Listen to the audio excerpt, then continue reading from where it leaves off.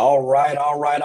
It is time. Welcome everybody to the Marathon Capital Investments, aka MCI Sipping Social, brought to you by the members of Marathon Capital. Definitely want to give a special shout out to the creator of this Sipping Social space, who's actually under the weather at the moment. It's brother Dash Cruz. So definitely want to give a shout out to him for giving us this idea and putting this together. Today we are going to actually have a digital social commentary. So we're going to have the topics as you see on the screen now. We're going to have pro-black business and then pro-black comfort. And the question being, which path leads to empowerment? And then the second topic is going to be sip and secure, empowering the next generation with financial wisdom. So first, let me introduce myself for those that don't know. My name is Kevin McKinney, and I am the CEO of Marathon Capital Investments. Shout out to the rest of the MCI crew for being here. Shout out to you for being here. Also, want to take time to give a shout out to our sponsors, courtesy of Brother Barry McRemen, Sovereign Brands, who provides us with this alcohol for promotional use. So, my drink of choice this evening will be Vion. So, everybody grab your cups, grab your shots, grab everything. Get ready, and I'm gonna pass the mic over to our host this evening, which is Marcus Leslie. Marcus, floor is yours, brother. What's up, black people, man? First of all, thank everybody for being here. Before I get into this next slide, the first thing I want to do is start off with a Negro proverb by the great Kendrick Lamar. They not like us. Shout out to them for not like this. No, but seriously, man, we're going to get the next slide. We're going to get into the rules of what Sipping Social is. I want everybody to be unapologetically black, unapologetically themselves. That's one of the biggest things about what we do. Yes, we are black excellence. Yes, we are investors. Yes, we are professionals, but we also black at the end of the day. And black people are always going to do something a little bit different. So I want everybody to really just be themselves for this. Let's go through these rules. These are the housekeeping rules for the Sipping Social. Just acknowledge that this event will be recorded. We will be using this for promotional use. So there will be reels taken out of this recording. If you do have the ability to show yourself on camera during this conversation, we would love for you to do that. It really helps with engagement. Please use your hand raise feature in the Zoom if you'd like to speak. Also, the chat will be available if you just want to type a question. Kevin will actually be in command of that, managing those questions and letting me know when we need to dive into some of those questions. If you are not speaking, please mute your mic. That way we don't get feedback and unwarranted background noise. And then respect. Let's keep it a buck. The most important thing is respect. We all have our own experiences, perspectives, and opinions. Please respect others as you want to be respected. You don't have to agree with somebody to hear them. This is about empowerment of our community and having the conversations that need to be had. The chat will be monitored for questions again. If you want to use the chat for your questions, please use that. If you do get acknowledged to speak, please introduce yourself, your title, and whatever organization that you're affiliated with. Besides that, pour up whatever you want to drink tonight. Me personally, I'll be drinking tequila and a little bit of seltzer. I'm not doing too much because I got to get up in the morning, but I'm going to be right here with you. And whatever it is, whatever it is that you need, get it for yourself. But let's have a real good conversation and let's be honest tonight. That's what this is about. Anybody got any questions before we get going? I got a question. I got a question for everybody. What is the drink of choice for the evening as I pour mine? And don't be shy. No I'm going to judgment. be drinking Milagro Tequila Blanco and a little bit of seltzer. Anybody else?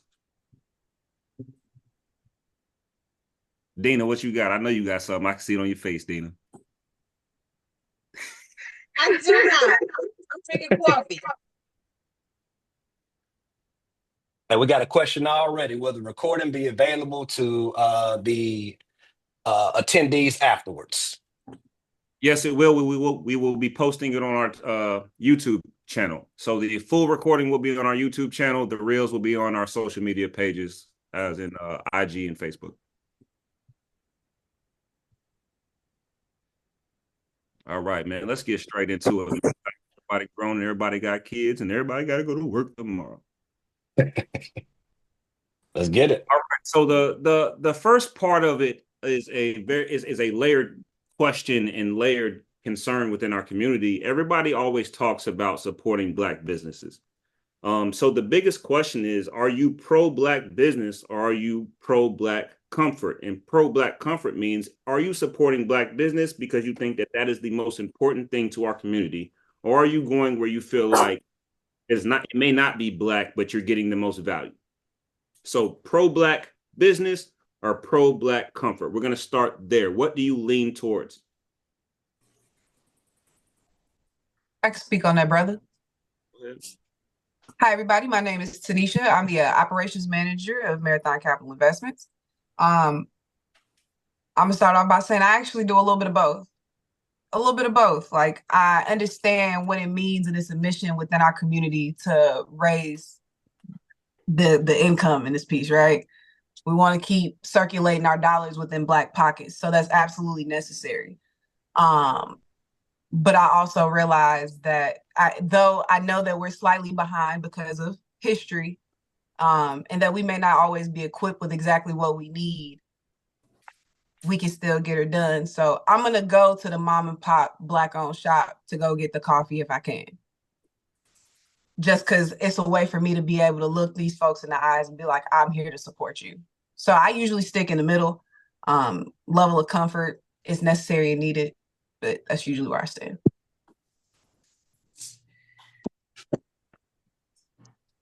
Anybody want to respond to that? Can I agree with it? You sure can. All right. I'm at work, y'all, so forgive me. I don't have alcohol, but I'm serving alcohol behind me if anybody would like any. I just can't drink while I'm at work, but hey, sip and social. I'm here. Mine is it's kind of the same thing too. I like to lean towards supporting Black businesses, but I also have an expectation that my hard-earned money has to go towards justifiable businesses. So I don't necessarily just simply support you because you're Black. You also have to have customer service. You also have the right mindset. There's a lot more that goes into it, because I'm not throwing my money away to somebody who's just decided that today I woke up and I'm going to open up this business. I'm going to treat you any old kind of way. And because we're the same skin color, you should come over here and spend your money with me. No, that's not me. So it's a both and. I lean towards Black businesses, but you have to do right in order to get my money.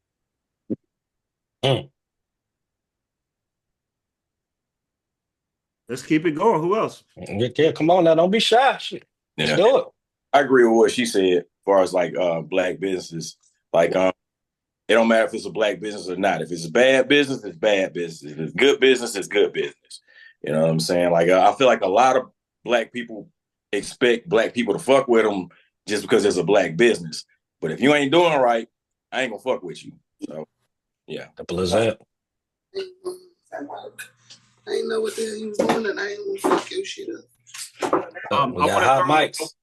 Yeah, if we have a hot mic, let's close it. I want to throw another layer onto this question, because I've had conversations with a lot of Black people about this, and I have my own opinion about it, and I have no problem telling y'all, but they'll be like, you go to these other establishments and have a bad experience and you go back.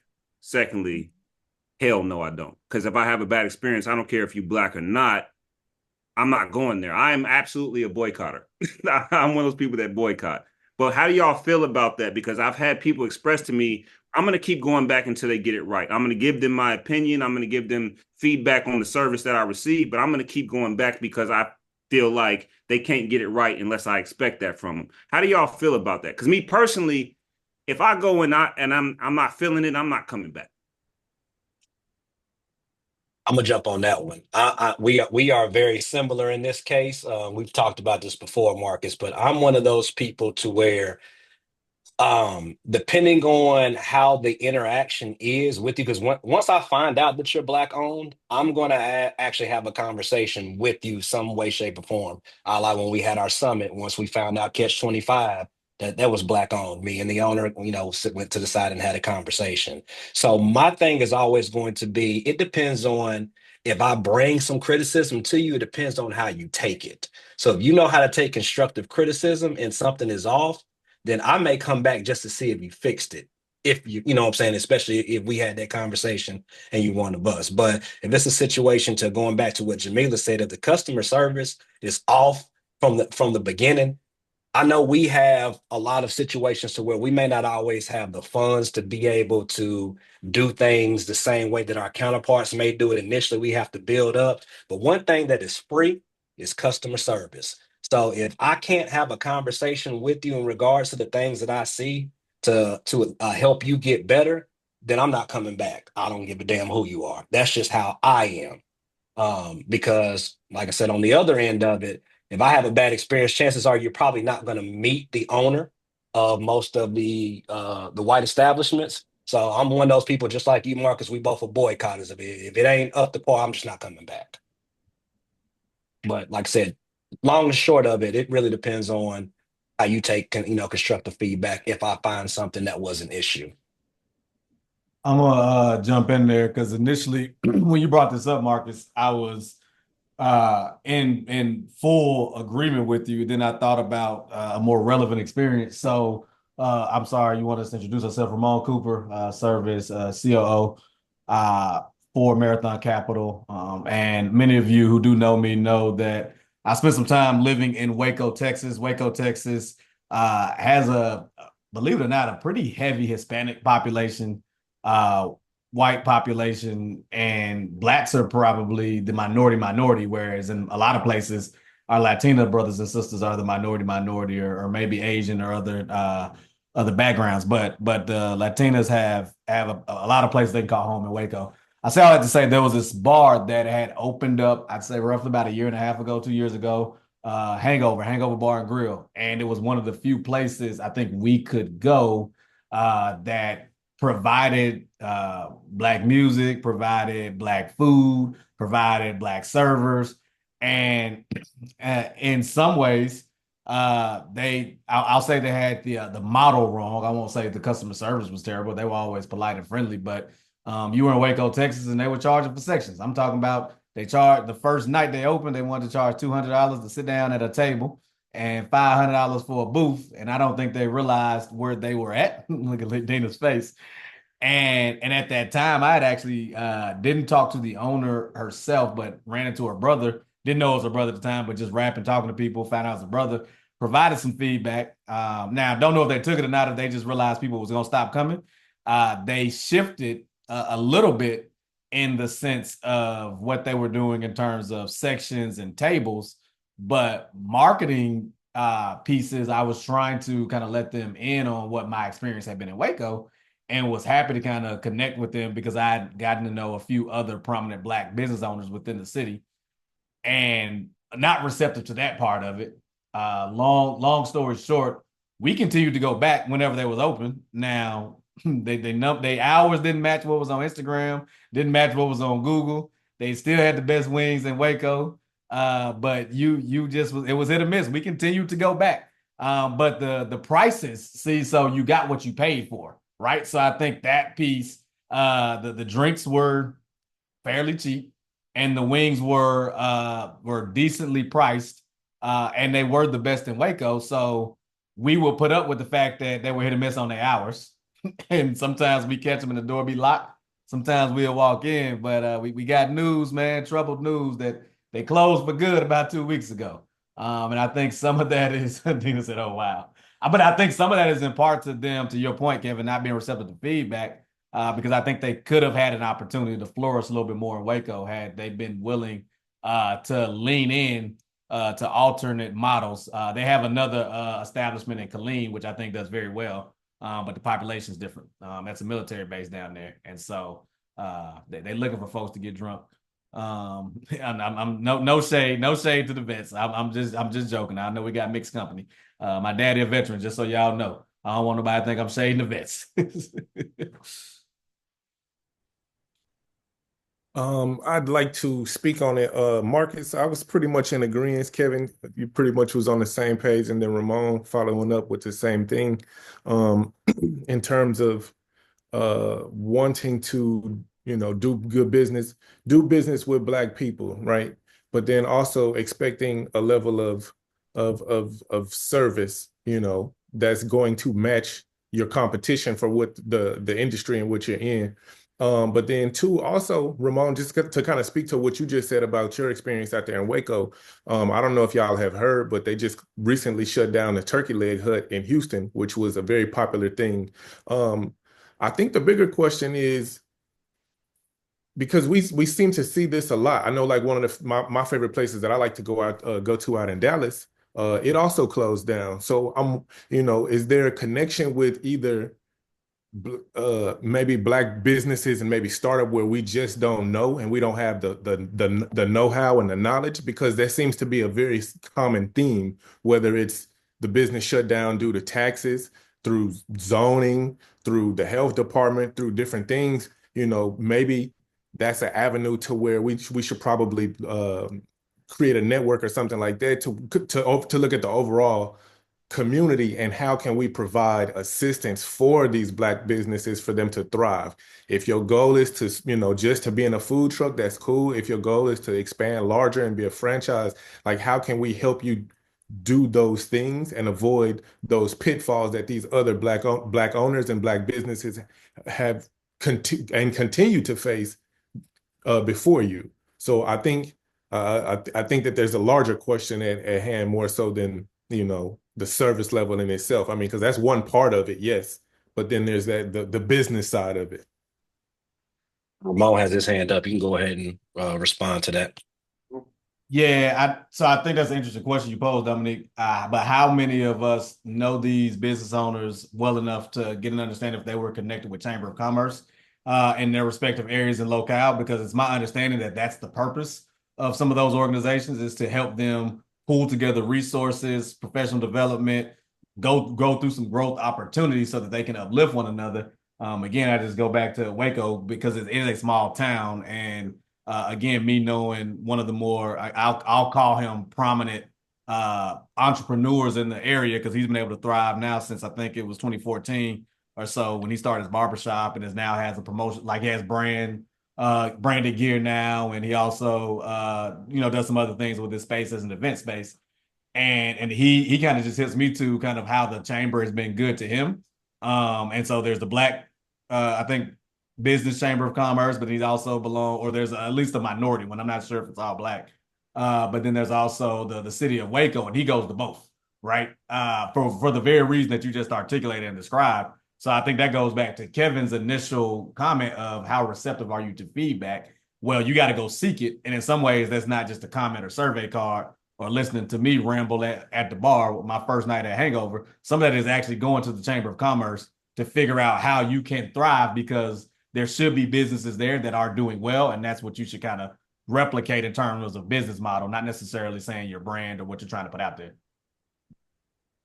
Excellent point. Anybody want to rebuttal to that? I would add to it. I would actually like to add another layer to it. I will respond to that, because for me personally, to me, the standard is excellence, whether it's Black or not, and specifically if you are Black. When people come to me for the service that I provide, there's a reason I have the reputation that I have, because I provide a service that is excellent. I don't expect people to pay me top dollar for a mediocre performance, a mediocre, product.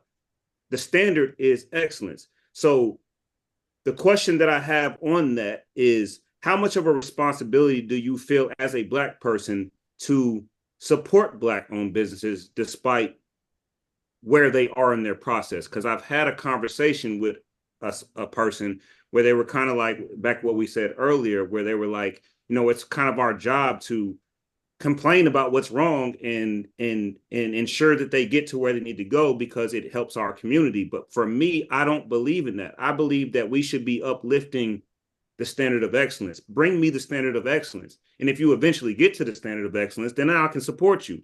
But it's not my job to give you the mentality of a standard of excellence. So how much of a responsibility do you feel like you have to support Black businesses that aren't giving you excellence? I don't think you go or start out supporting somebody that's not excellent. I think you go in with the expectation that they are going to do what they say they're going to do. They're going to provide the service that you expect from the door. Oftentimes you give people the benefit of the doubt and let them until they show you who they are and that they can't provide you the service that you're expecting. I try to support Black businesses. I get a little flack from people because I'll start off with an organization with the hopes that the service is excellent because that is what I expect, because that's what I would provide. And then I'm disappointed. So, I'm not going back, or I may circle back in 6 months. And if you're around, then maybe we'll give it a go. But there's a certain level of you expect it. I shouldn't have to train you and prepare you. You put out your shingle, you decided to own a business and to present yourself. You have a responsibility to the people that you are trying to sell your wares to.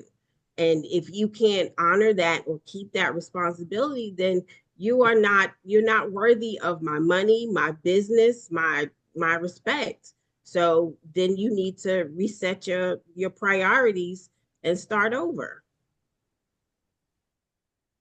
Simple as that. I also will say too, I don't feel like it's my responsibility to teach you how to adult in a sense. So opening up a business is an adult type of situation, right? All of us, when we sat down to open up this business here, we had a plan in place. We did our education. Like, we didn't just wake up and say, hey, you know what? Having a Black owned investment business is the greatest thing on earth. Let's just get 19 people in a room and do it. Right? We understood what we were getting into. So I think part of it is people have to have an obligation that if you want to do business like the other folks that have been doing business, they took the time to understand the market. They took the time to do research. They took the time to understand what resources were available for them. I have that same expectation of any business. It shouldn't be my responsibility to teach you how to be a basic business. I should be coming in and I can offer you something, but the basics of a business, understanding where your resources are, understanding what your buying power in, that is something that you have an obligation. The day that you went and opened up that LLC or sole proprietorship, that's your obligation. I am here as a helpmate, but I am not here to adult for you. I'm gonna touch on this one as well. Just because Jamila just basically just moved me with what she said. I'm gonna speak to that as well. I feel as a consumer, you are 100% correct and accurate. It is not a consumer's responsibility to parent you or to basically tell you what you need to do and what you don't need to do in regards to your business. Because again, it is your business. So as a consumer, your job is to consume. Me personally, and I don't expect this from everybody else, and it's not for everybody else to do. Looking at it from being a business owner myself, especially a Black business owner, I have a pay it forward type of mentality that it is on me, it's not my full responsibility as far as expectation, but I'm one of those people to where if I see something that is an opportunity that can help you, then that's my way of paying it forward. However, everybody in this room from the MCI standpoint knows me very well. I am not a person to repeat myself. So I'm going to tell you one time in regards to whatever opportunities I see. If you take that information and you apply it, 2 thumbs up, saying more power to you. But I am not going to put or push my beliefs or my suggestions or anything on anybody when it comes to their business. But like I said, for me, It's not for everybody else, but for me, as actually being a Black business owner, if I do see something that is, if I do find an opportunity that I feel that will help you, going back to initially what I said, and we are able to have a conversation and build that rapport, then I'm gonna let you know. But again, just the same thing what Jamila said, as far as responsibility, hell no. Because you decided that you wanted to go out and create this business and you didn't do the work that it takes prior to understanding the industry that you're in, understanding what licenses that you need to have, understanding your market, understanding who your consumer base is. Like, there's a lot that goes into a business that a lot of people, specifically sometimes us, that we don't do the work beforehand to make sure that we're ready. And is that always our fault? No, it's not, because a lot of the knowledge we don't actually get in advance. But I'm gonna keep it a buck with you, and I say this all the time. It's 2024 going in 2025. There are way too many avenues of you being able to get the information that you need to make your business what it needs to be. We got Chat GPT. I said it right this time. Shout out to y'all, because I knew somebody was gonna say something if I said it wrong. You We know he have that. was. I know y'all was waiting on it. But anyway, Hey, you dog, have that. you been tearing that motherfucker up since we. Listen, hey, it only took me one time. I went to let y'all ride me on that one again.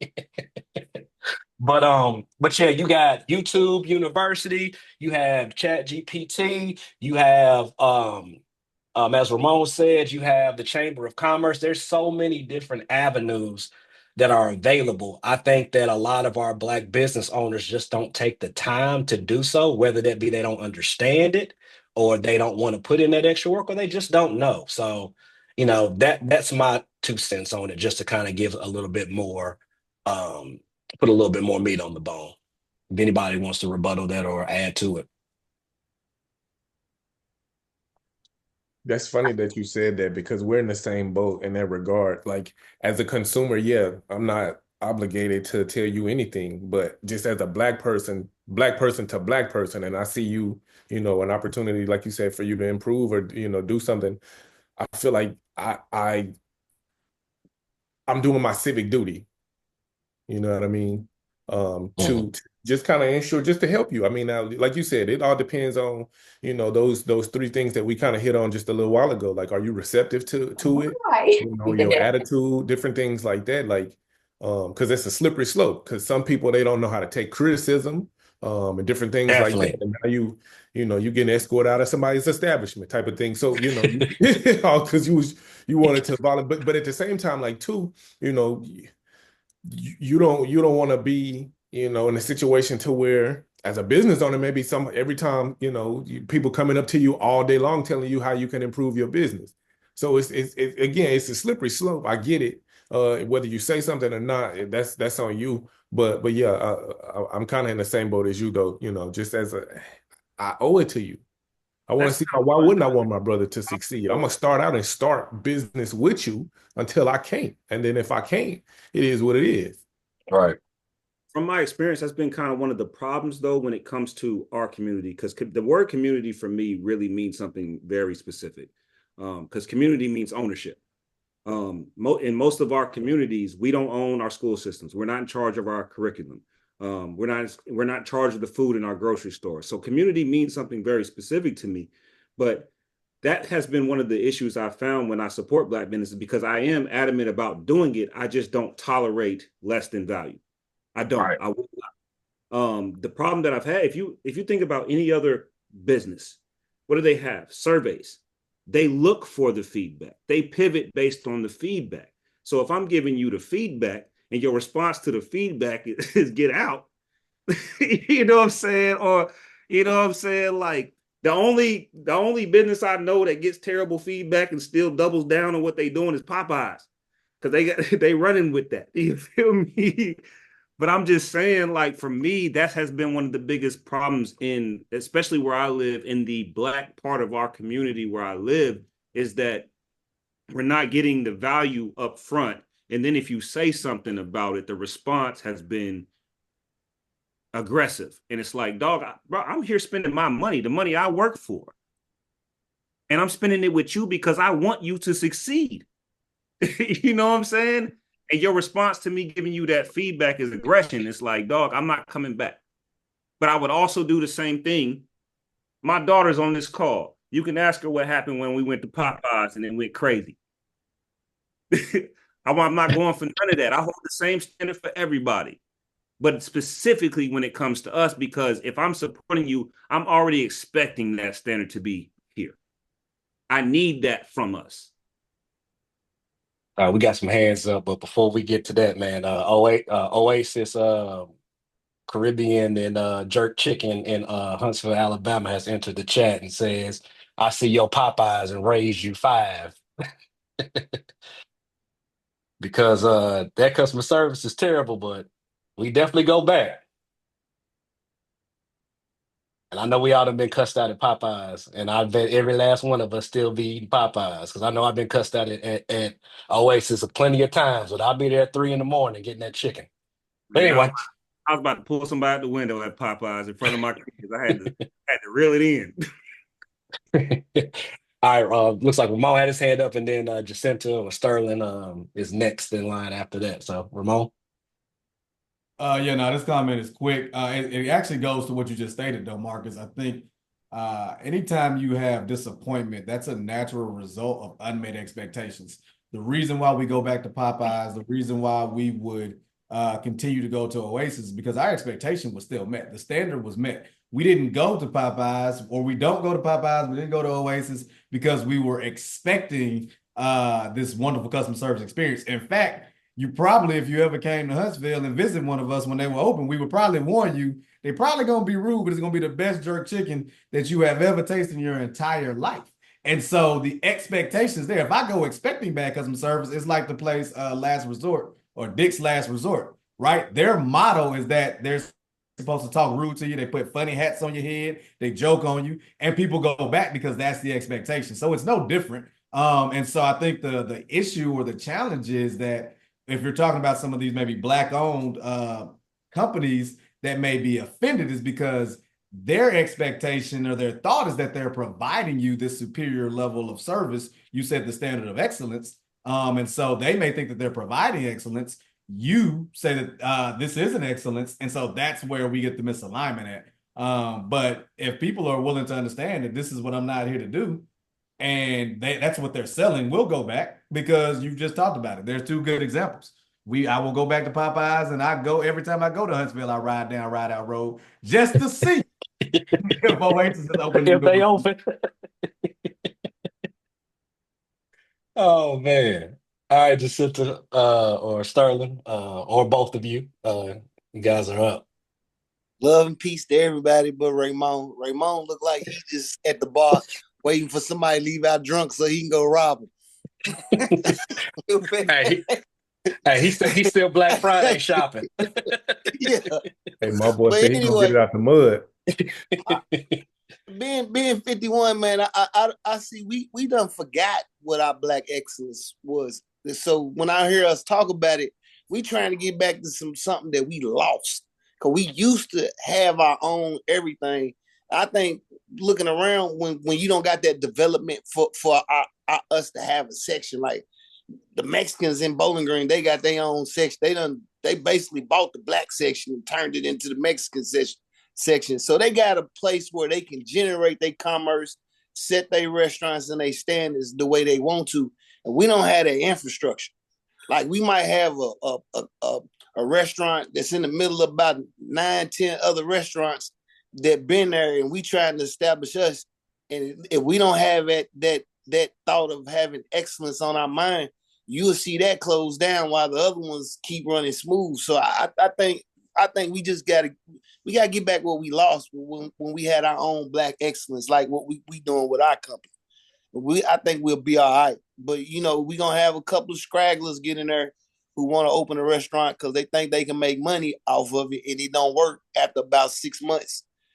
So that's gonna be like that because us as a people, you see, we hard-headed. We don't listen for shit at the time. So I just think we're the part of it that we're like the point of spreading what we need to teach. Because if you look at what we're trying to do. We're trying to educate and also trying to build at the same time. Now, think about this and close your eyes. Look what's coming up behind us that we trying to teach this to carry the pipeline on. So I just think, it's a slow thing, but I think we just got to get back to sticking together first. Because then you can learn from each other. I think you just opened up a whole nother perspective to this conversation. And I want to grab it right now before we move forward to anything else on that end of it. One of the major things about this, if you notice, and anybody please correct me if I'm wrong, the first type of business that we all went to when we've been having this conversation has been restaurants. Did everybody notice that, or am I the only one? Please correct me if I'm wrong. One of the main things that I think you ain't wrong. My bad. I was trying to find the mute button. You ain't wrong, but I just been holding another thought. We finished the restaurant topic, but I actually had something else in my mind this entire time. I'm gonna kick it over to you then once I get done with this. But the main thing of I'm gonna touch on that portion of it and what Sterling just said. One of the things is the reason why a lot of our businesses and stuff don't work that way and we don't have that infrastructure and it's circulating is because you may have, well, I'm gonna use the restaurant for an example. You may have a Black restaurant, right? And we're thinking that we're circulating money by supporting Black businesses and going to this restaurant. But the next question is when that restaurant has to get their inventory for straws, or have to get their inventory for napkins, get their inventory for cups, get their inventory for chicken and food. Where are they going to get that? Are they going to another Black business to get that? 9 times out of 10, they're not. So our money doesn't circulate because, again, we're all trying to go do the same thing. We're all trying to go and open up a soul food restaurant in the hood where you got a whole bunch of people that already make soul food anyway. So they're not coming to get that because they're going to make it at home. You're going to have other businesses that are going to be more impactful that are not pretty. They're not cute. Owning a plastic company is not cute. You know what I'm saying? Owning a chicken farm isn't cute. It's not fly. It's not dope. It's not something that you can floss and shine on. However, it makes money. So the main thing is we got to start looking at other types of businesses that may not be flashy and cute, but they make money and it helps somebody else. Going back to it, if Sterling has a business and has a restaurant and I have a plastic company, hey, bro, come to me and get your plasticware from me. And then at that particular point, we are circulating this money now and we're circulating this business. But we can't have 500 soul food restaurants, you know what I'm saying? And that be the first thing that everybody go to. And if you want to open up a soul food restaurant, take it over to the other side of town where they don't cook soul food. Another thing that we always do as well, we have the expectation that when we open up a Black business, we don't understand that the real color is green. So you have to start focusing your demographic on who needs this product that you are actually providing versus, oh, I'm going to do something in the hood or I'm going to do something over here that everybody else already does anyway, or I'm just exclusively dependent on Black folks to be able to support my business. So to me, that's the big thing. And that's one of the reasons why money can't circulate in the Black community. I'm gonna kick it over to Ramon, and then I seen 2 more hands go up, Marcus and Jacinta. But Ramon, I know you said you had a comment or a point to add on to that. You muted, brother. There we go. Maybe more of a question for the group, but it was along the same lines because we did talk about restaurants. But Marcus, appreciate your thought on community, man. One of the things, because I'm so transient with the type of work that I do, every time I relocate, I always look for Black healthcare providers, which is sometimes a struggle. And then you go back to just standards, expectations. I mean, while in Waco, had one of the only Black doctors. Her availability was terrible, maybe because everybody was doing what I was doing because they wanted the one Black doctor. She knows, and she also no longer works there. And so same thing, couldn't find a Black dentist in Waco to save my life. And so I also think there's value in that, to your point, Kevin. I wasn't going the route of distributors or manufacturers, but in my mind, just curious as to who also looks at Black businesses as their healthcare providers, right? Their personal trainer. their hygienist, their barber, you know, which I don't think too many of us going outside of the folks of color per se To get to that. cut our hair, but maybe your nail tech and your feet, your massage therapist. You know what I mean? I think Don't it forget about extends banks. your bank, your Banks. financial institution. I don't know that we go we landed on food, but that's where my mind was at. I just wanted to wait for folks to get their gripes about Popeyes out first. All right, Marcus, it's on you, brother. And all I was going to do is just reiterate what that meaning of community means, because everything everybody's saying is part of that. Is that even what you said? We have to have people thinking about more than just opening a restaurant, more than just having a mobile detailing company. Like, I get it, we're unapologetically Black, but community means that all of the things that we need for ourselves can be provided where we live. Right now, we have culture, but we don't have community.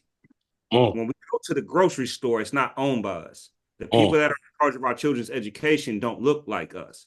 And so these are the things that I feel like need to be the focus, but it still goes back to having that same standard of value.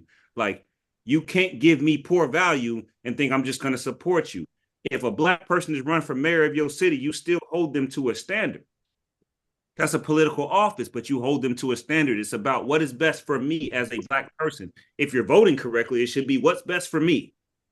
You know what I'm saying? But what you said, Ramon, shout out to my my loctician and esthetician niche, because yeah, she Black and that's Black owned. Y'all shameless plug, you feel me? But no, I'm just saying, I think that it goes to what community actually means. And us as a whole, as a community, as a cultural community, we need to be figuring that part out, because most of the places where we live, where it's a bunch of people that look like us in proximity, we don't own shit. That's why when you do own something, it is your responsibility to provide value in that establishment, whether it be a restaurant, whether it be a barbershop, whether it be a grocery store, whether it be a law office. And there are some of us that are doing that. But my thing is that I don't feel like I have a responsibility to support you if you are not providing value. I don't care if you're Black. But if you are Black, your responsibility is to provide value. All right, so we got Jacinta next, and then Jamila, and then Dina, and then we are going to take, and shout out to Dash, we're going to take a reset so y'all can fill y'all cups back up. I ain't seen too many drinking, so I feel like I'm drinking by myself, but it's all good. Oh, there we go. Okay, I see them cups going up now. All right, so we're going to go to Jamila, then we'll go to Dina, and then we'll reset. Jamila? So I just wanted to respond to Ramon. Thank you for bringing that up. But when I moved to Texas, that's the first thing I did is I looked for everything Black. You know, my doctor, my OB, everybody had it to be Black. And unfortunately, they all failed me. I've been dealing with the medical situation for 10 years, and the Black lady actually was the worst to me. She made me feel like the medical condition that I was dealing with was all in my head. I'm crazy. You're Black. Why can't you take this pain? You know, so she kind of did the same thing that I expected the Caucasians to do to us, right? Tell us that we're just some superhuman and, you know, all of that good stuff. So I didn't get the issue handled until I moved doctors, and within 6 weeks it was done. You know, so that's where I say that I do go look for Black businesses, but my expectation is that you do 10 times more. Like, I'm sorry, I hate to say it, but I expect Caucasians to do us wrong. I don't think they were meant to do us right. Everything they fucking do is to get over. You know what I'm saying? So unfortunately, I go into situations with them knowing you're going to get over on me, or you're going to try to.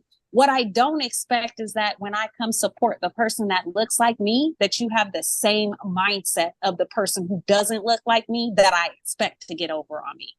So that's kind of like, I agree. I will look for a Black business in a heartbeat. But again, my experience with them is that they have been subpar or less par, and they expect us to support them the way that the Caucasians. I'll go to McDonald's every single day. Why? Because I expect their customer service to be trash, but give me my goddamn French fries. Ain't nothing wrong with the French fries. Them frozen things have been good since I was a kid. So I expect that. But when you are opening up a Black business and it's my first time, I don't expect your trashy customer service. I'm sorry. Do better. Mike has officially been dropped again. Jacinta, my bad. Your hand went down and it threw me off because it went back down to the bottom. So I see you raise your hand back up again. I'm gonna kick it back to you, and then Dina, you can close out this first session. Okay, thank you. So to add to Ramon, I just want to say you started out with touch my heart as far as the Black doctors. Yes, I have searched for the 21 years that I've been here in Bowling Green, Kentucky, for Black physicians to take care of me, and that has not been the story of my life, because there's none. And when I did get one, she only stayed for a year, and I thought I had another one, and as of last week, I don't even have that anymore. So that part is heartbreaking. But then, thank you, Jamila, for even bringing up of the expectations and how our own sometimes tends to treat us. And what I think it comes down to is it's the mindset and what we have become cultivated to, stemming from our white counterparts. And so we have adapted so much to their behaviors, their me and mine personalities, so whereas though we are actually afraid to truly step out on our own, to truly find outside of medically, even on a spiritual realm, of what benefits us as a people, what helps us as a people. You speak to the right white person, they will let you know that medical field is not designed for us. We were the test dummies, but medical field is not designed for us, not in the Western medical way. So I do look for someone to help me with my self-care, to help me with all of my medical care that is of color. But unfortunately, we don't find that. So then we have to turn to ourselves. But the problem is, when you do find someone who has some level of experiences or expertise in tending to us, for us, it does come with the wrong mindset, because again, they still have that aspect of that Western mentality, to where as though they're going to place, unfortunately, it feels, I don't want to throw it at everyone, that it's more of the dollar over the value of what it is that they're given. But you can't want to charge top dollar for, C service, because that's not how that goes. So then, yes, I will take my money and go elsewhere. And I am definitely one of those. I believe in boycotting businesses. I have been mad at Fazoli's even for 19 years. 19 years. To this day, I have not even tried Fazoli's. Kevin, stop judging me. We talked about this already. That shit nice. I haven't even tried them. But and so then it also falls to the the level of class that we've lowered our standards as a people. At one point in time, we knew we had that community. We knew how to come together. We knew how to lean in and lean on one another, because we understood we were all we had. And then once we started that integration, I have multicultural friends, but that it's a whole nother conversation. Our schools, that's been the downfall of us, because what did we do? We our children or our elders taught us to switch that switch. And once that has happened, this is what is continuing on and on. And, my husband and I, we tell our babies, you go to school and because you have to pass those tests and you have to learn what it is that they're teaching you to pass their tests, but we are educating you. You're not going to get how to feel good about yourself and how to carry yourself as a Black man and a Black young lady in this world. The school system is not going to give it to you. And if you and you have to also learn how to act like you got some sense when you're out. And so I think that also goes into the way businesses are ran. And when you get someone who has a different mindset to do a different business, unfortunately, we're the first ones who are not going to support that. We had right here in Bowling Green, we had Yoni Nurse, and she Destiny, she was a beast with her business, but it was a different line of business. But for the self-care it is that she was providing for us, predominantly, mostly us Black women, as a Black woman, that she was giving us, too many people wanted to complain. They'd rather run to the next level spa that was not curtailing anything for them of herbs and things that's curtailed for their bodies. And it's all in the mindset and what we have become accustomed to as a people, unfortunately. Yeah, that was a whole nother thing once you brought up Brown versus Board of Education. There's a book drop alert in the chat. If you have not read it already, I highly suggest it. I'm sure Marcus will definitely back me up on this one. If you have not read The Miseducation of the Negro by Carter G. Woodson, that is a must read, and that gets right into what she just got through talking about. So if you haven't read it, now's the time to do it. Hey, right quick Mo- before we get out, my fault. I got Dina. I got Dina over here. Dina been waiting, and then we'll. Okay. All right. Oh, I'm sorry, y'all. Just one thing. I was thinking about like how much or how frequently money turns in our communities, and I wasn't sure, and I just kind of Googled it real quick. So just from an economic growth study, it says that money circulates one time in the African American community, 6 times in the Latino community, 9 times in the Asian community. And in the white neighborhoods, money circulates nearly an unlimited number of times. So speaking to a gap in terms of wealth, I mean that sounds about right in terms of what you're seeing, in terms of where the money is, where the money's going, where the money's staying. Right. That goes back to that point. All right, y'all. I know we got some more hands up. Dominic, you got something quick before I go ahead and Yeah, I reset? do. Thank you, Dina, for saying what you just said. I dropped a link to an interview with Dr. Claude Anderson. He essentially says what Marcus was stating. We don't own and control anything. That's why we don't have no money collectively. We do have $1 trillion with it collectively, yes, but when you add everybody else shit up, we ain't got but a drop in the bucket. And then also too, to Jacinta, your point, what you said about integration and things like that.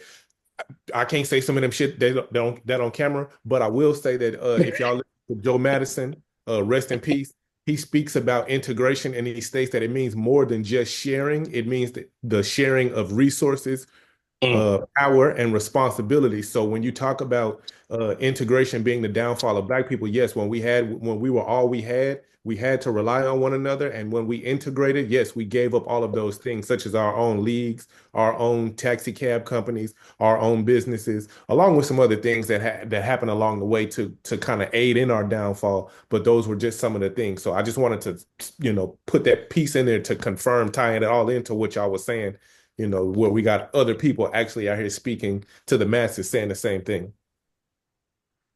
Great gem to add on. Got another book drop, Bet on Black by Ebony Williams. Shout out to Nisha, for giving that other book drop. So basically what we're going to do is we're going to do a reset. So we're going to take about 3 or 4 minutes. Just if you got to go use the bathroom, go use the bathroom. If you need to pull back up, pull back up.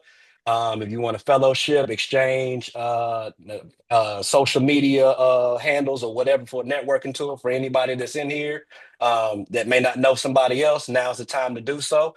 And we will start back up at 9:03. That was a good conversation right there. That was Hey, good. yes, sir. Perfect transition into this next part. The next 30 minutes is going to be like a sprint. So pour up, light up, whatever you got to do. I'm going to give a shameless shout out. Oh, yeah. My bad. Light up too. My daughter on here, man. She's at Southeastern Louisiana University. She's a freshman in college. And I really thought it was super important for her to be here. You don't have to say nothing. I told her she didn't have to say nothing, but I want to shout her out because these are the conversations she needs to hear. This is the information she needs. So shout out to B. That's a slick segue into what we're going to be talking about next. I see how you did that. Don't do me like, you know I'm a rapper. Oh, man. This shit together. Right? Yeah. Slid Hey, that I'm right away on from there. the computer, but I heard that segue, bro. You did your thing on that one. Hey, man, Look, you did that like with the precision of a Gemini or a Kung Fu Kenny. Are you either, sir? They not like us. He just said they wasn't like us. Hey, Raymond don't win get him, man. He waited till his mark got them 3 drinks in him. He turned his camera off when he get it. Real talk. Yeah, when he come back, he gonna be richer. Exactly. Not Ramon Shiesty. Nah, shout out to all the people that showed up tonight, the MCI family and everybody else. I can't name all of y'all because I can't see all your names, but shout out to everybody for making time for this, because you could be doing anything else right now, but you decided that this was important. So we appreciate y'all showing up.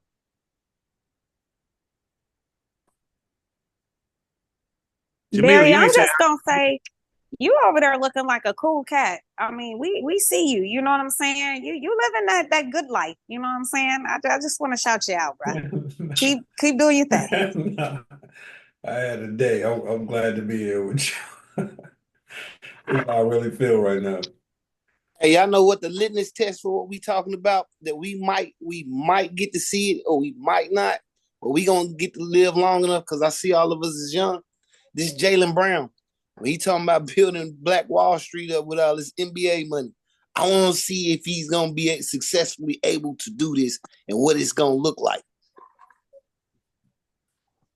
I think he will, because the dude is brilliant. But I think he also understands it's a process. A wise man once said to me, you got to walk it down. And I think he's just going to walk it down because he's already doing stuff in the Boston community. You know what I'm saying? So we'll see. But I think he can. I know he in one of the most racist big cities in the country, though.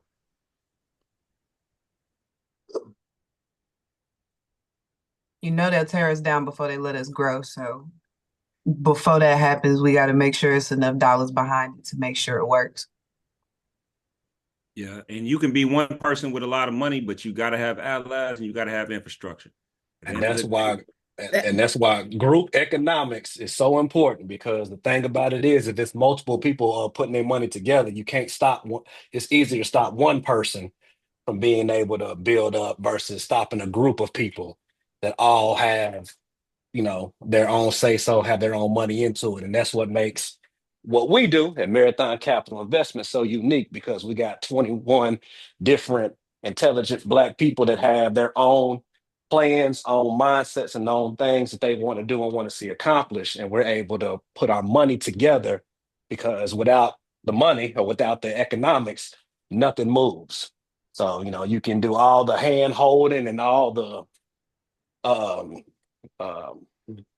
protesting and all of it that you want, but if you ain't got no money behind it, it's not gonna work. Because I hate to use this particular scenario, but as they say, it costs money to go to war.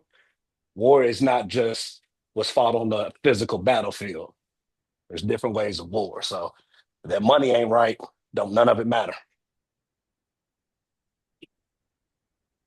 You ready? What time is it? If everybody else is ready, I'm ready, baby. All right, shit, kick it off. Let's go. All right, so that was a perfect transition how we ended before. We talked about community. We talked about supporting Black businesses and our responsibility to it, or non-responsibility. But on the other end of that spectrum is financial literacy for the people that come after us. So I would like to do a little sprint conversation about our responsibility to our children. And if you don't have children, your responsibility to the youth of people that look like you. So the question I have is it a parent, or is it your responsibility to provide financial literacy for your children or the youth, or do you think it is more of a institutional responsibility? Let's just start it off with that broad question. Both. Tanisha, it's on you. Word. We got two niches. Oh, my bad. Oh, I thought it was Anisha. I was like, Which come one? through. She gonna come through with us. So I don't know which one. Who you talking to? Which one? I seen Tanisha's hand go up, and did you go? You know what? Okay. It don't matter. Both of you go. Shit. You can go first. You got it. Well, I wasn't, all I was gonna say is it's actually both. So one thing I've learned is that, unfortunately, in our community as a Black people, financial literacy is not something that we're taught. So often we're teaching what we've learned, which is not actually the right way a lot of times. And so it's our job to, if we can't do it, to, put our children or the youth in the room where they can learn it. And so then it becomes the community, right? And people being willing, like what we have here, being willing to say, hey, yeah, bring your kid here and we're going to teach them, and that they feel comfortable to even say what they don't know. Because a lot of times we look at them kind of funny, because it'd be some things like, if you don't know how to write a checkbook, if you don't know how to write, we look at them. So we don't provide those supportive environments. And so then we shut down our own community, although we may offer the service that our community needs. And I'll just stop because I don't want to take over. Hey, let Niche cook. Talk your shit. But yeah, that's all I'm saying. Go ahead, Tanisha. It's your turn. Let's see what you got, girl. Oh man, you said it beautifully. At the end of the day, it's all of our responsibility, yeah. Because if we want to continue to circulate dollars, if we want to continue to grow our community, we got to teach them while they're young, regardless if it's our own or if it's somebody else. If you can drop a jewel on a kid, especially if they can grasp it, give it to them. I got 2 little Black girls. We're constantly, I know in Black households back in the day, it used to be taboo to talk about money. Like, you get popped in the mouth for that. But in our household, we are very open about that. Yes, we have a budget. Yes, there's X amount of dollars coming in this household. This is what we're contributing to your education and what you're doing. We have all those conversations, because at the end of the day, if we're not having those conversations with them, we know the school system isn't. We know that they're not teaching them, like she said, how to balance checkbooks or how to understand how to read a chart for an investment. Like, they're not giving them that. So it's our jobs to do that for our kids, regardless if they're our blood or not. That's all I got. So we know one school that is. Let's keep it going.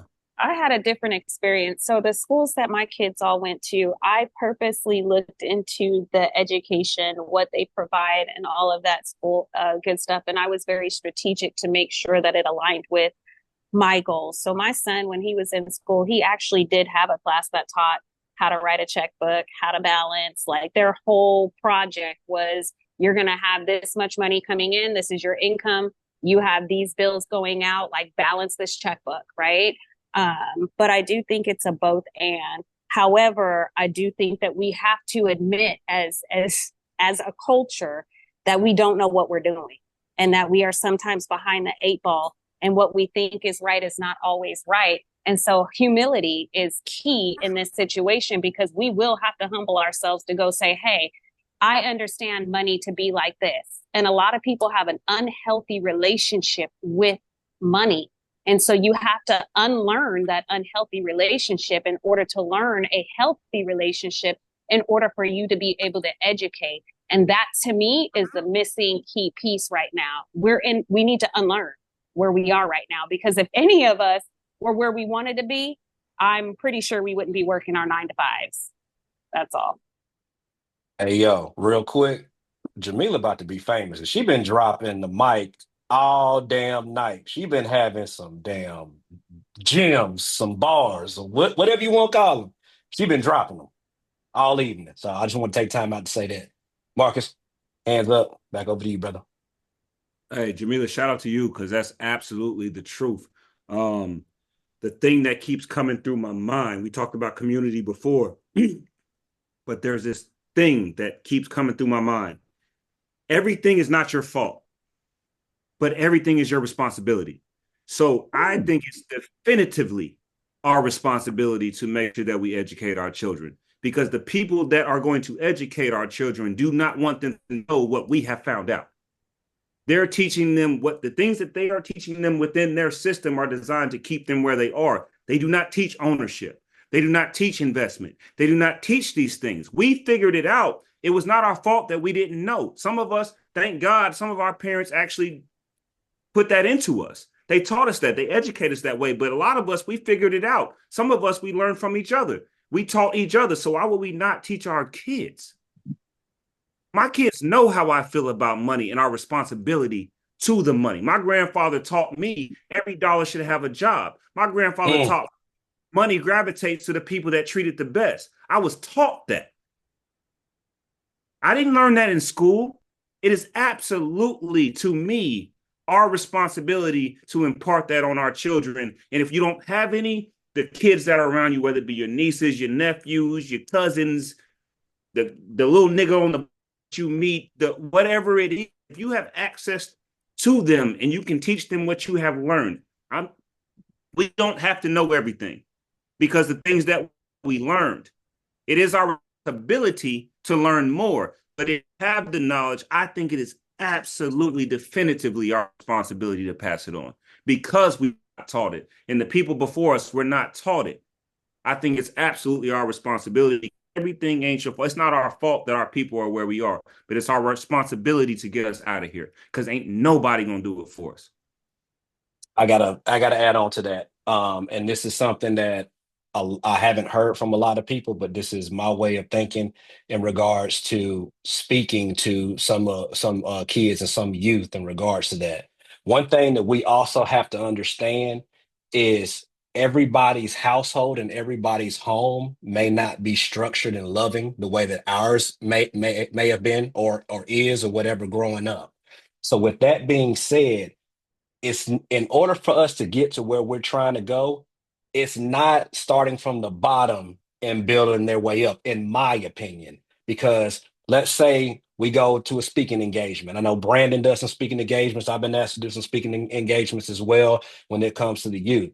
If I'm going in there and giving them this financial game or these gems and telling them all of these things, and they go back home and they say, "Hey, mom, I learned about this today about investing, or I learned about saving some money and all of this," and they tell that to their parents, and their parents don't have that same mindset or mentality that we actually have, then they're going to discourage them for all the information that we just taught them. So it all goes out the window. Boy, don't come in here talking about no saving. You ain't got no money. I pay the bills around here. Or I do all of this. So now this person is discouraged. Or what money are you going to invest in? Things of that nature. So you have to make sure that we're not only educating our kids, because in order for us to educate our kids, we first have to educate ourselves. Because secondly, if somebody is giving them information, how do you know if they're getting the right information or the wrong information? You're not knowledgeable of it. So it's your responsibility to teach yourself about finance. It's your responsibility to learn about money. We got a lot of people that know how to make it, but we don't have a lot of people that know how to keep it, and we don't have a lot of people that know how to maintain it, and we don't have a lot of people that know how to invest it. So before we get to the point of being able to help our kids and teach them, you got to know this shit for yourself. And also, when it comes to you teaching other kids, if you don't have it, you got to make sure that you're getting in line and in tune with whoever the person that influences them or who they report back to, and give them this game as well. Because if not, if you're not in the line with the person that they go home with every single day, all of that shit that you just did goes out the window. So it's a bigger job than just the kids, because in order for us to do it, we have to know. In order for you to teach somebody else that may not be your child, you better make sure that you are in alignment with the person that they go home to, because it can be discouraged in their household. Jacinta, your hands up. I also had the opportunity to speak. I'm just going to say this. I agree with you, and yet I disagree at the same time. And that's fine, brother. I don't believe that we have to know it all to teach. I believe that we can learn on the job. I believe that even when we started MCI, there was the very first year was about education. A lot of it is about, I know that I need this. It starts with, I know that I need this. 100%. Now, I can go learn anything. When I first learned how to do anything, I was terrible at it. When we first got into what do they say about the market? The market is the best teacher. Time in the market is the best teacher. We don't have money to know everything in the market. What I've learned is when you start moving towards something, you start, as they say, when the student is ready, the teacher presents itself. As you start moving in the direction of something, you start meeting the right people. I can make the mistake, but I at least have to know that I need this. I don't have to know it to teach me. I can tell my daughter to save her money. Initially, I tell her, save your money. I didn't know I needed her to invest her money, but I knew she needed to save it. I knew she needed to have it. Right. You see what I'm saying? And not just go spend it. We are the group of people, we are the race of people in America that spend the most money, but we have the least amount of money to invest. This is we spend the most money, but we have the least amount to invest. That don't make sense. So I think it starts with just understanding that we need it. We don't have to know everything. And I'm going to speak to that, Marcus. I just want to make clarity and clear on that end of it. I'm not saying that we have to know everything. I don't know if it came off that way, that we have to know everything. I'm not saying that we have to know everything, but I think somebody said it, you may have said it, somebody else said it in the chat. The first thing is we have to recognize that we don't know everything first, and then go and try to find that knowledge with all of these resources that we have available to us. You get what I'm saying? But if you don't know the information, then you have to make sure that you go find that information before you're delivering it to somebody else. I can't teach somebody about Chinese arithmetic if I don't know what it is. How am I gonna teach you? You know, you get what I'm saying? Now, what I can do is I can say I don't know it. However, my friend Sean knows Chinese arithmetic, so I'm gonna reference people over to him so he can teach them. That's what I was gonna say. I said the black in me would be, hey man, you need to learn that Chinese arithmetic. I don't know, but you need to learn it though. For the record, my homie Sean is Asian, so that's why I referenced that. But you know what I'm saying? Shout out to Sean. But anyway, basically the all in all of it is, I think it goes to different layers. And with us educating other people, we have to first know what the hell we talking about somewhat, and then also making sure that if we're teaching other kids, that we also need to have some sort of dynamic with the person that they come home and report to. So therefore they don't basically throw everything that we just invested into them out of the water because they don't know it, or they are intimidated by their kid knowing something that they don't when it comes to finances, because we know how sensitive some of us get when it comes to talking about money and finance. Jacinta or Sterling, hand up, floor's yours. You're muted, can't hear you. Mute monster. Okay, thank you. There we go. Yes, but so I want to speak to, I agree with both of you, but Kevin, you did hit something as far as what is being supported at home. So for myself personally, and very few know my story, but I grew up in that community. I know you're the very few, but I grew up in a community to where is the, in a project.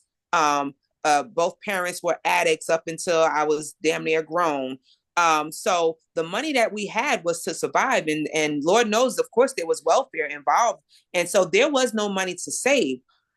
I did have a little bit of inkling that I needed to be better for my children. I wanted my children to have more than what it is that I have had. Now, I was never taught that. I do vaguely remember, balancing a book, but it was never a project to where as though we were able to become sufficient in that field. And so growing up, or even once I entered adulthood, I remember trying to teach my mother how to balance a book. And she was offended by that right there. She was a smoker. And I said, Mom, you spend about $200 a week in school or on cigarettes. I said, why don't you work on saving some of that, cut back on smoking? You have 6 other children behind me. And she was highly offended for that right there. And then I can remember my grandmother, who was in a project all of her life until the day she died. And when I mentioned to her about wanting to buy a new car and making sure my credit, and I didn't need that. You don't need a new car. You don't need this. I want to own a home. You don't need that. And the mentality at that point of telling me as still a teenager was, you don't need to go ahead and do that. And you probably don't really want to own a home, because if you lose your job, no light in this, if you lose your job and if your mortgage is going to keep on going, you'll be homeless. But if you stay in the projects, they will adapt it to your income. Now, granted, that's an easy mindset to fall into when the corners that you turn to, that's where it's set at. But to spring right to what Marcus said, and then someone else made in a comment, you do have to get or have an inkling of what it is that's going on and want to change your situation. Now, I am behind the ball. I'm 43 years old, and while my husband and I, we have made it to where as though we do very good for ourselves, we did not have the sense of 22 years ago when we met, okay, let's start investing in this. So what are we doing for our children now? We're teaching them now, but we are teaching them from where we are.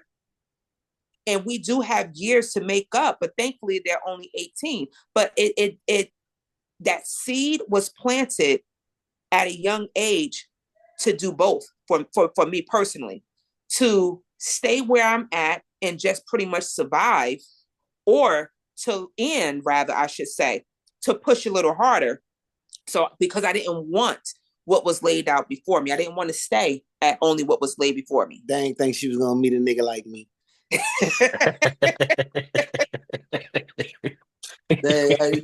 I play dumb in a motherfucker. but to piggyback off what she said, when I went, and B can attest to this, when we were talking about like that, there's no black community to build, to start to build the wealth. B knew this. In her town, they've got to watch the Mexicans take that shit over to the point to where they vote in a Mexican mayor. Got Mexican statues. This town turned into a Mexican fucking town. And now on the flip side of that, their economics is strong because of how they did the community. But there's a community on the inside of this motherfucker that goes on 24/7. It is a Jewish community at Passaic Park. It exists inside of this Passaic City by its own. It's got its own everything. And I thought these people were crazy because we would be coming from the club and they were casually strolling, talking about business at 4:30 in the motherfucking morning. A Jewish community. But so yeah. with all the stuff that she had to battle, she was living in the conditions of what we were talking about, where the black excellence was being wiped out, and watching every other community be able to build and circulate that dollar in the community. This shit was crazy. So when I took Goldie up her, Goldie was single at the time, and he saw a little something he wanted to talk to, and he went in there and came back out mad than a motherfucker because he couldn't speak Spanish. He was mad as hell. I said, what happened? He said, man, I can't speak no damn Spanish. I said, man, I forgot they don't speak English in this town. They just look like it. They just look like it. So yeah, so sad day. It's deep when you get to actually see what America has done to us and what they're trying to keep doing to us. On the whole, it's just not in the South. Like, she was living up north, and this shit was like, it was crazy to me to see a whole city inside of a city. Like, I ain't understand that shit. Anybody else want to speak to this before we move on? We at the 7-minute mark. Yeah, you ain't had to call me out on that Spanish situation, but I'm gonna let you slide. Like I said, I'm feeling good right now. I see Barry over there laughing because he know, but it's fucked up. What I was gonna say is I'm too from where y'all are from, but we ain't gonna go there. But what I wanted to say, there's a missing piece within our community that we see in other communities, and that's the community. Bottom line is, historically, we all know the story, but we were brought here to be divided. We wasn't brought here to be together, because when we was together and we was collective, we was dangerous. So we were brought and we were divided. Everything that was a part of us, was stripped. And so then we come together and we start dividing ourselves, right? Because then you got colorism and, you live on this side of the tracks and that side of the tracks. Well, we made it, why you didn't make it? So we're dealing with systems within our community and our own systems, which that we kind of have this, now it's at a point where some of us have, if we even look at the election and stuff like that, we have a lot of people, doing some weird stuff. But it was like, okay, then their answers would be what they were. You have intelligent conversations. But at the end of the day, our community is we don't have community, and we're trying to get there, but we are still 200 plus years behind. Someone just said the Willie Lynch letter. Yep, that's it. We are definitely living it. And we are still trying to still trying to play catch up. And we have to recognize that as a people so we can do something different. So I'm done. Said very well. Talk that talk. Anybody else? Anybody else want to speak to this? Hashtag let Niche cook. Type shit. Any of our guests, y'all want to chime in before we get up out of here?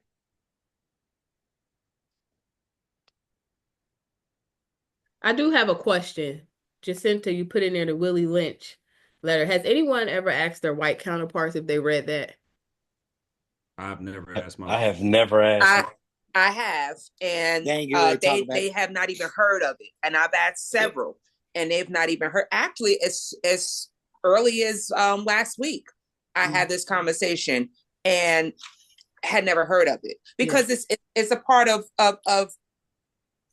America KK history that is not ever going to be talked about in schools. It's never going to be talked about in school. It's never going to be introduced to you in school. You know, we want to stay superficial. We want to stay with the Martin Luther King. You might hear Malcolm X's name, but you're definitely going to step over Malcolm X. The Black Panthers never did anything good. So we want to keep everything superficial at that top layer. So Willie Lynch is never going to be there because if we talk about what Willie Lynch did and if they educate, then white people are going to know the truth of what really truly happened and what they Mammy and Pappy done actually did.